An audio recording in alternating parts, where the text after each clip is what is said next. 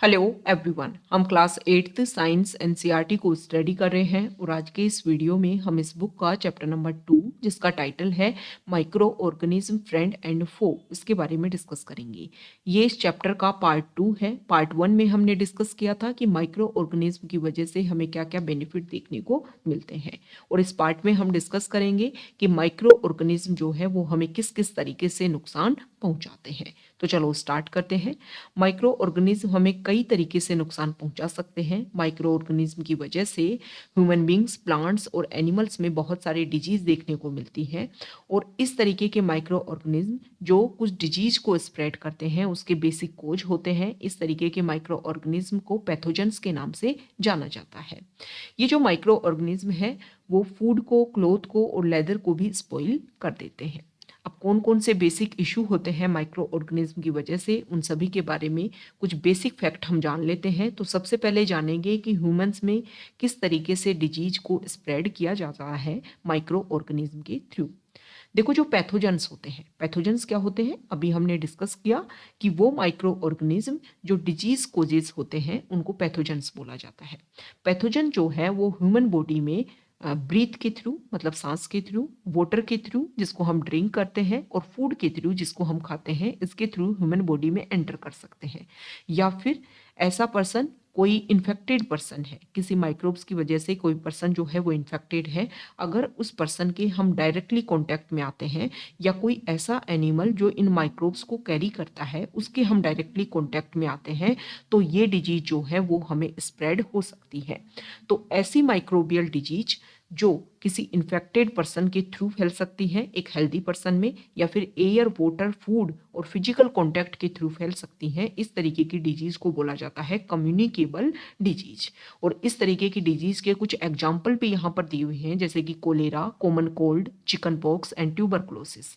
Common cold, सर्दी जुकाम आपके घर में किसी को है, अगर आप उसके संपर्क में रहते हैं, कॉन्टेक्ट में रहते हैं, तो आपको भी वो स्प्रेड हो जाता है। तो जब भी कोई पर्सन कॉमन कोल्ड से सफ़र कर रहा है, तो जब वो स्नीज करता है तो कुछ फाइन ड्रॉपलेट जो है मॉइस्चर की, वो बहुत सारे वायरस को स्प्रेड करता है एयर में, और जो भी हेल्दी पर्सन है उसके आसपास वाले रीजन में है वो इस एयर के थ्रू जो है वो इन्फेक्टेड हो जाता है। तो कोई भी पर्सन जिसको कॉमन कोल्ड है उसको क्या करना चाहिए, अपने माउथ को और नोज को जब भी स्नीज करना हो तो उनको हैंकरचीफ के थ्रू जो है कवर करके रखे, ताकि इस तरीके की प्रॉब्लम जो है वो स्प्रेड ना हो। दूसरा यहाँ पर बताया गया है कि एक तो इस तरीके से हम इन्फेक्ट हो सकते हैं, दूसरा हम हो सकते हैं कि कुछ ऐसे इंसेक्ट होते हैं या फिर कुछ ऐसे एनिमल होते हैं जो डिजीज कोजेज माइक्रोब्स को कैरियर का, मतलब उसका कैरी करते हैं। जैसे कि हाउस फ्लाई। हाउस फ्लाई क्या करती है कि वो गार्बेज पर जाकर के बैठती है, एनिमल एक्सेट्रा के ऊपर जाकर के बैठती है, तो कुछ पैथोजन जो हैं उसकी बॉडी से स्टिक हो जाते हैं, और जब ये ही हाउस फ्लाई हमारे अनकवर्ड फूड पर आकर के बैठती है तो ये पैथोजन जो है वो वहाँ पर रिलीज हो जाते हैं, हमारे फूड को इन्फेक्टेट करते हैं, और फूड को जब हम कंज्यूम करते हैं तो हम इससे बीमार हो जाते हैं। दूसरा क्या होता है कि जैसे हम देखते हैं कि जो एक तरीके से यहाँ पर देखो बताया गया है कि मलेरिया जो है, फीवर जो है, वो हमें कैसे फैलता है, क्योंकि फीमेल एनाफ्ली जो मॉस्किटो होता है वो इसको कैरी करता है। ओके, और जब इसको कैरी करता है तो मच्छर जब हमें काटते हैं तो वो जो भी माइक्रोब्स है वो हमारी बॉडी में एंटर कर जाता है, और फिर हमारी बॉडी जो है वो इससे इफेक्ट होती है। तो मलेरिया और डेंगू जो है वो हमारी बॉडी में इस तरीके से स्प्रेड होता है। ओके, तो हमें क्या करना चाहिए, हम बार बार हमें इस बात को लेकर के अवेयर भी किया जाता है कि हमारे आसपास वाले रीजन में वाटर जो है वो स्टोर ना हो एक जगह। जैसे कि आपके आसपास वाले रीजन में कोई भी कूलर, टायर, फ्लोर पोट जो है, इनमें वाटर इकट्ठा नहीं होना चाहिए, क्योंकि वाटर में जो है वो मॉस्किटो जनरेट होते हैं। और अगर हम वाटर को स्टोर करने से बचें ऐसी जगह जहाँ पर वाटर स्टोर ना हो, और उसमें अगर ऐसा हम रोक पाते हैं तो मॉस्किटो जो है वो जनरेट नहीं हो पाएंगे, और हम इन सारी डिजीज़ को रोक पाएंगे। तो ह्यूमन में इस तरीके से इफेक्ट देखने को मिलता है। अब कुछ कॉमन ह्यूमन डिजीज जो है, जो माइक्रो ऑर्गेनिज्म की वजह से फैलती हैं, कोच होती हैं उनकी वजह से, इसके बारे में यहाँ पर बताया गया है। तो देखो, ट्यूबरक्लोसिस जो है वो बैक्टीरिया, इसमें जो कोज माइक्रो ऑर्गेनिज्म होता है वो बैक्टीरिया होता है, और ये एयर की ट्रांसमिशन के थ्रू फैलता है, मतलब एयर के थ्रू ये फैल सकता है। मीजल्स जो है वो वायरस के वायरस इसका कोज माइक्रो ऑर्गेनिज्म है। चिकन पॉक्स का भी वायरस है, पोलियो का भी वायरस है, और ये सब जो है वो एयर एयर एयर कॉन्टैक्ट और वाटर इन सभी के थ्रू फैलती हैं। तो पेशेंट को क्या करना चाहिए, जिनको भी ये डिजीज़ है उनको कंप्लीट आइसोलेशन में उनको रख दिया जाना चाहिए। जो भी पर्सनल लोग हैं वो उनसे डायरेक्टली ना मिले, और वैक्सीनेशन जो है वो सुटेबल एज अगर है पेशेंट की तो उनको वैक्सीनेशन दिया जाना चाहिए। नेक्स्ट है कोलेरा और टाइफाइड, दोनों बैक्टीरिया से स्प्रेड होते हैं। बैक्टीरिया इनका कोज माइक्रो ऑर्गेनिज्म है, और वाटर और फूड के थ्रू जो है ये स्प्रेड होते हैं। तो जो भी पर्सन है उनको पर्सनल हाइजीन मेंटेन करना चाहिए, गुड सैनिटरी हैबिट्स यूज करनी चाहिए, और जो प्रॉपरली कुक्ड फूड है, बॉइल्ड ड्रिंकिंग वाटर है, और वैक्सीनेशन जो है वो इसका क्योर है। हेपेटाइटिस ए वायरस के थ्रू फैलता है, और वाटर जो है इसका ट्रांसमिशन मोड है। तो वाटर जो है उसको ड्रिंक करके, मतलब बॉईल करके उसको ड्रिंक करना है, वैक्सीनेशन अप्लाई करवाना है। मलेरिया जो है वो प्रोटोजोआ, इसका कोज बैक्टीरिया, कोज माइक्रो ऑर्गेनिज्म जो है वो प्रोटोजोआ है, और मॉस्किटो जो है इसका ट्रांसमिशन मोड है। तो हमें मॉस्किटो को खत्म करने की कोशिश करना चाहिए ताकि हम इससे बचे रह सके। अब बात कर लेते हैं माइक्रो ऑर्गेनिज्म की वजह से एनिमल में कौन कौन सी डिजीज होती है। तो देखो माइक्रो ऑर्गेनिज्म जो है वो सिर्फ ह्यूमन और प्लांट्स को इफेक्ट नहीं करते, जो एनिमल है उनको भी इफेक्ट करते हैं। जैसे कि एंथ्रेक्स जो है एक ऐसी डेंजरस डिजीज है जो ह्यूमन को, और कैटल डिजीज जो है जो बैक्टीरिया के थ्रू फैलती है और इनको इफेक्ट करती है। और जो कैटल में फुट फुट और माउथ डिजीज जो होती है वो वायरस के थ्रू होती है। रॉबर्ट कोच ने 1876 में बेसिलस एंथ्रेसिस जो है, जो एंथ्रेक्स डिजीज का कोज है, उसके बारे में डिस्कवरी की थी। अब प्लांट्स में कौन कौन सी डिजीज होती है, तो देखो wheat, rice, potato, sugar cane, orange, apple और भी अदर जो प्लांट्स हैं उनमें माइक्रो ऑर्गेनिज्म की वजह से बहुत सारी डिजीज हो सकती हैं। तो हम इनको कंट्रोल कर सकते हैं कि टाइम टू टाइम हम केमिकल का यूज़ करें, पेस्ट का यूज़ करें, ताकि इनको क्योर किया जा सके। तो पहला है सिट्रस कैंकर, इसमें माइक्रो ऑर्गेनिज्म बैक्टीरिया होता है, मोड ऑफ ट्रांसमिशन एयर होता है। रस्ट ऑफ वीट, इसमें माइक्रो ऑर्गेनिज्म फंगाई होता है, और मोड ऑफ ट्रांसमिशन एयर और सीड्स होता है।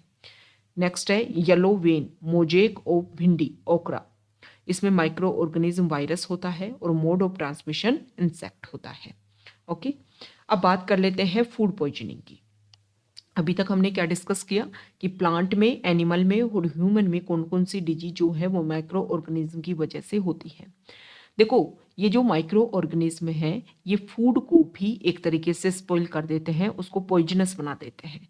तो अगर पॉइजनस फूड को कंज्यूम किया जाता है तो इसकी वजह से इलनेस और कभी कभी तो डेथ भी हो जाती है। तो कोशिश ये की जानी चाहिए कि फ्रेश फूड जो है उसको हम कंप्लीट यूज़ करें। जो भी एक तरीके से काफ़ी दिनों का जो फूड है उसको हम यूज़ ना करें, क्योंकि इसमें माइक्रो ऑर्गेनिज्म जो है वो डेवलप हो जाते हैं और इसकी वजह से इफेक्ट होता है। नेक्स्ट हम बात कर लेते हैं फूड प्रिजर्वेशन की। तो देखो चैप्टर नंबर 1 जो है क्लास 8 का ही साइंस का, उसमें हमने डिस्कस किया था कि जब ग्रेन्स बन जाता है फार्म में तो उसको हम किस तरीके से स्टोर करते हैं। सेम इसी तरीके से जो हमारा फूड है उसको भी हम प्रिजर्व करें ताकि जो माइक्रोब्स हैं वो डेवलप ना हो पाए। जो कुक्ड फूड है उसको हम अच्छे से प्रिजर्व करें, और जो भी ऐसा खाना है जो काफ़ी दिनों का हो गया है उसको हम यूज़ ना करें, क्योंकि इसकी वजह से प्रॉब्लम जो है वो इंक्रीज हो सकती है। तो यहाँ पर हम कुछ बेसिक बातें बताई गई हैं कि किस किस तरीके से हम फूड को प्रिजर्व कर सकते हैं। जैसे कि पहला पॉइंट रखा गया है केमिकल मेथड से। देखो साल्ट और एडिबल ऑयल जो है वो कॉमन केमिकल होते हैं जिनको हम माइक्रो ऑर्गेनिज्म की ग्रोथ को रोकने के लिए यूज कर सकते हैं, इसलिए इनको प्रिजर्वेटिव्स बोला जाता है। सॉल्ट और एसिड जो है इनको पिकल मतलब अचार को अगर आपको सेव करना है तो आप उसमें ये यूज़ कीजिए। आपने मार्केट में जो पिकल देखा होगा उसमें आपने देखा होगा कि सॉल्ट जो है उसमें ज़्यादा क्वांटिटी में होता है। बेसिक रीजन यही है कि माइक्रो ऑर्गेनिज्म जो है उसको हम वहाँ पर स्प्रेड ना होने दें उस पिकल में, ताकि वो लंबे टाइम तक बना रहे और ख़राब ना हो। सोडियम बेंजोएट और सोडियम मेटाबाइसल्फाइड जो है ये भी कॉमन प्रिजर्वेटिव है, और इनको भी यूज़ किया जाता है जैम और स्क्वेसेज जो है उन सभी को स्पॉइल होने से बचाने में। नेक्स्ट है कॉमन सॉल्ट, जो सॉल्ट हम अपने किचन में यूज़ करते हैं। तो मीट और फिश जो है, इसके अलावा आंवला, रो मैंगो, इन सभी को भी प्रिजर्व करने के लिए कॉमन सॉल्ट का यूज़ किया जाता है। शुगर के थ्रू जैम, जेली और जो स्क्वेसेज होते हैं, इन सभी को हम शुगर के थ्रू जो है वो प्रिजर्व करते हैं। शुगर जो है वो मॉइस्चर कंटेंट को रिड्यूस करती है, और जो मॉइस्चर है वो किसको इंक्रीज करता है, माइक्रोब्स की ग्रोथ को इंक्रीज करता है। जब शुगर इसको कंट्रोल कर लेगी, मॉइस्चराइजर जब इंक्रीज नहीं होगा तो माइक्रोब्स का भी इंक्रीज नहीं देखने को मिलेगा, तो इसकी वजह से जो भी हमारा फूड है वो प्रिजर्व हो पाएगा। नेक्स्ट है ऑयल एंड विनेगर। तो देखो, जो ऑयल और विनेगर जो है वो पिकल को स्पॉइल होने से बचाते हैं, और साथ ही साथ में बैक्टीरिया जो है, जहाँ पर ऑयल और विनेगर है वहाँ पर उस एनवायरनमेंट में बैक्टीरिया जनरेट नहीं हो पाते हैं, तो वेजिटेबल्स, फ्रूट्स, फिश और मीट जो है उनको इस मेथड के थ्रू प्रिजर्व किया जा सकता है। हीट एंड कोल्ड ट्रीटमेंट, जैसे कि दूध को आपने गर्म कर लिया फिर ठंडा कर लिया, तो इससे जो है वो आप दूध को एक तरीके से प्रिजर्व कर सकते हो माइक्रो ऑर्गेनिज्म से। इसी तरीके का प्रोसीजर होता है जो पॉलीथीन पैक जो दूध आता है, मिल्क आता है, वो काफ़ी लंबे टाइम तक स्टोर रह पाता है, क्योंकि उसको 70 डिग्री सेल्सियस पर 15 से 30 सेकंड तक गर्म किया जाता है और फिर अचानक से ठंडा किया जाता है। ये जो प्रोसीजर होता है इसको बोला जाता है पाश्चराइजेशन। और जो मिस्टर पास्चर जो है, लुइस पास्चर, उन्होंने इस प्रोसीजर को खोजा था, और इसके थ्रू जो है वो माइक्रोब्स की ग्रोथ को प्रिवेंट किया जाता है। इसके अलावा जो एयर टाइट पैकेट्स होते हैं उनमें ड्राई फ्रूट्स को, वेजिटेबल्स को पैक करके भी माइक्रोब्स की ग्रोथ को रोका जाता है। तो ये कुछ तरीके हैं जिससे हम माइक्रो ऑर्गेनिज्म की ग्रोथ को, फूड को स्पॉइल होने से बचा सकते हैं। अब बात आती है नाइट्रोजन फिक्सेशन की। नाइट्रोजन फिक्सेशन क्या होता है, इसके बारे में इसके पार्ट 1 में भी हमने डिस्कस किया है कि देखो, नाइट्रोजन जो है वो 78% है हमारे वायुमंडल में, एटमॉस्फेयर में प्रेजेंट, लेकिन डायरेक्टली जो प्लांट और एनिमल जो है इसको डायरेक्टली यूज नहीं कर पाते हैं। तो जो लेग्यूमिनस प्लांट्स होते हैं, लेग्यूमिनस प्लांट्स मतलब जिनकी एक तरीके से आप बात करो पल्सेज वाले, दालें जिससे बनती है, या फिर पी होता है, ग्राम होता है, इन प्लांट की जो रूट होती है वहाँ पर कुछ नोड्यूल्स होती है, उन नोड्यूल्स में रहते हैं राइजोपस बैक्टीरिया। ये राइजोपस बैक्टीरिया जो हैं वो नाइट्रोजन को उसके कंपाउंड्स में चेंज कर देते हैं, मतलब सोइल में नाइट्रोजन के अलग अलग कंपाउंड्स जनरेट करते हैं, और फिर इनकी जो रूट्स होती हैं इन लेग्यूमिनस प्लांट्स की, ये रूट्स जो हैं वो इन नाइट्रोजन कंपाउंड्स को वाटर के साथ में अपने आप में शक कर लेती हैं और उसका यूज़ करती हैं। फिर प्लांट्स को कौन यूज़ कर लेते हैं, एनिमल यूज़ करते हैं। तो इस तरीके से नाइट्रोजन जो है वो हमारे यूज़ में आ पाती है। तो ये एक सिम्बायोटिक रिलेशनशिप होता है लेग्यूमिनस प्लांट्स के बीच में और राइजोपस बैक्टीरिया के बीच में। ओके, तो ये नाइट्रोजन फिक्सेशन होता है, और इसमें जो माइक्रो ऑर्गेनिज्म है वो हमारे लिए काफ़ी ज़्यादा बेनिफिशियल होते हैं। लेकिन हम देखते हैं कि जो हमारा एटमॉस्फेयर है उसमें काफ़ी लंबे टाइम से 78% जो नाइट्रोजन है वो एक फिक्स बनी रहती है। क्या रीजन है? तो यहाँ पर हम नाइट्रोजन साइकिल के बारे में डिस्कस कर लेते हैं, जिससे हमें पता चलेगा कि किस तरीके से जो नाइट्रोजन है वो स्टेबल बनी रहती है। देखो, ये एटमॉस्फेयर में नाइट्रोजन है 78%। अभी हमने डिस्कस किया कि जो एटमॉस्फेयर में नाइट्रोजन है उसको जो राइजोपस बैक्टीरिया है या फिर कुछ ब्लू ग्रीन एल्गी जो हैं वो नाइट्रोजन फिक्सेशन करते हैं, मतलब कुछ नाइट्रोजन को बना देते हैं नाइट्रोजन के कुछ कंपाउंड्स में। दूसरा, जो लाइटनिंग होता है उसकी वजह से भी नाइट्रोजन का फिक्सेशन देखने को मिलता है। तो इन दो प्रोसीजर के थ्रू जो है वो नाइट्रोजन का फिक्सेशन होता है और सोइल में नाइट्रोजन के कुछ कंपाउंड्स बन जाते हैं। अब ये जो कुछ कंपाउंड्स हैं नाइट्रोजन के, इनको कुछ को तो यूज कर लेते हैं प्लांट्स, ठीक है, और फिर प्लांट्स को यूज करते हैं एनिमल्स, और फिर जब इन दोनों की डेथ हो जाती है, प्लांट्स की डेथ हो जाती है और जो एनिमल्स जो है इनकी डेथ हो जाती है, तो ये सोइल में अपने आप को गिरा देते हैं, और सोइल में फिर जो माइक्रो ऑर्गेनिज्म जो है वो फिर से इनकी बॉडी में से जो नाइट्रोजन कंपाउंड्स हैं उनको दोबारा से नाइट्रोजन कंपाउंड्स में रिलीज करते हैं, या फिर मतलब जो उनकी बॉडी दोबारा से सॉइल में डंप हुई वहाँ पर जो नाइट्रोजन जो कंपाउंड है वो दोबारा से सॉइल में रिलीज हो जाते हैं।